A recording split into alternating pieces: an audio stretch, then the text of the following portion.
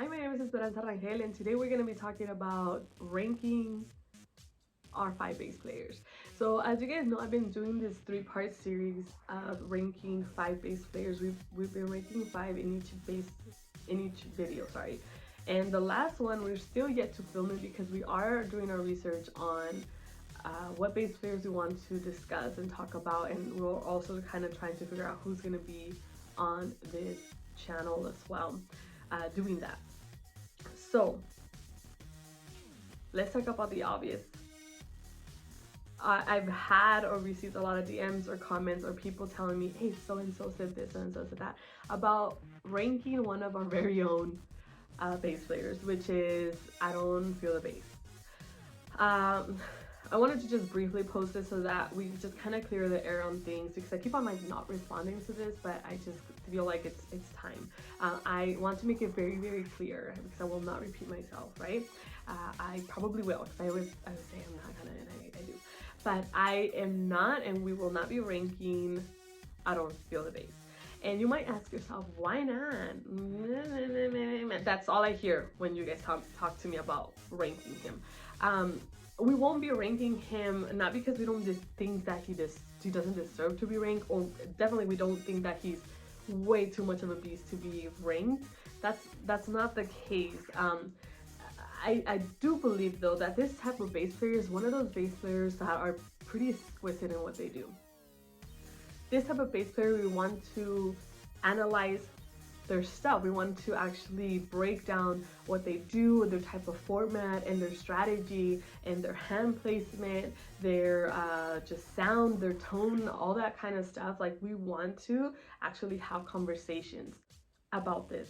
So the reason that I'm not going to, and we're not going to be adding him into the rankings, is just because I don't believe that just a few seconds of talking about him is enough, because we've had previous conversations about like what it is as far as, like, for example, the Legado 7 sound and the type of sound that he brings to it and what type of sound he established, and we've had all these kinds of conversations that we're going to be actually discussing here. We're actually in the midst of filming some of this content, so we will not be ranking him. Like I said, I do believe he's a very obviously respectful bass player, and I do believe that he is amazing, but also I don't believe that people will be happy with the type of rankings we would do for him, only because people are not ready to hear out what we have to say about the actual sound of I Don't Feel the Bass. But anyways, yeah, we will just not be ranking him, because also people are gonna get mad if I don't give him a 10. And as much as I don't really care, I also do care. I just don't believe that any of us or anyone out there is a 10, because we are so generalized or so like boxed into one genre. And although he is a bass player that I believe also does crossovers, we all have our own opinions about things, and we are going to be talking about it more in depth in other videos. So like I said, we will not be ranking him, and the whole concept of giving someone a 10 is just, for me, non-existent. I just wouldn't give anyone a 10. I don't think anyone's a 10. I don't think anyone is perfect, and if I was to go off of that scale, and putting him as a 10 and bringing someone as a 1, like, I would rank myself like way down there, like in the ones, like, not, and I'm saying 10 being the highest and 1 being the lowest.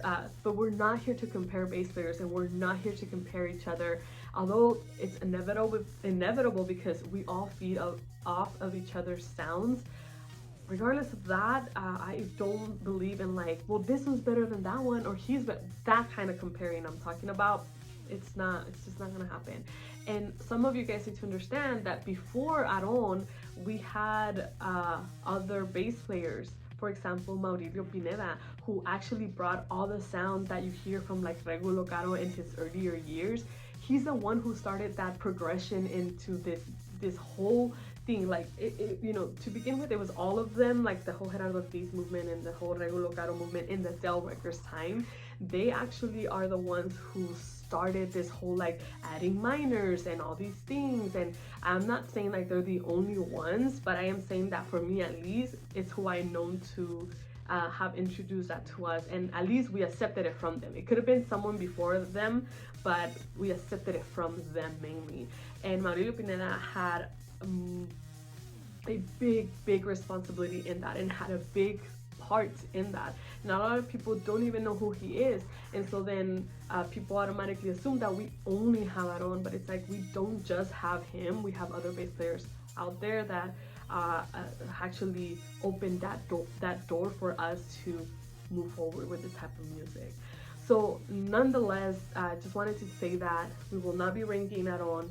We will be talking about Aaron and analyzing his music and his style and his tone and his sound and all those kinds of things. My name is Esperanza Rangel. Don't forget to like, comment, subscribe, and send me all your suggestions for content on my Instagram. If you would like for me to talk about a specific topic, we will go ahead and do that. Just let me know.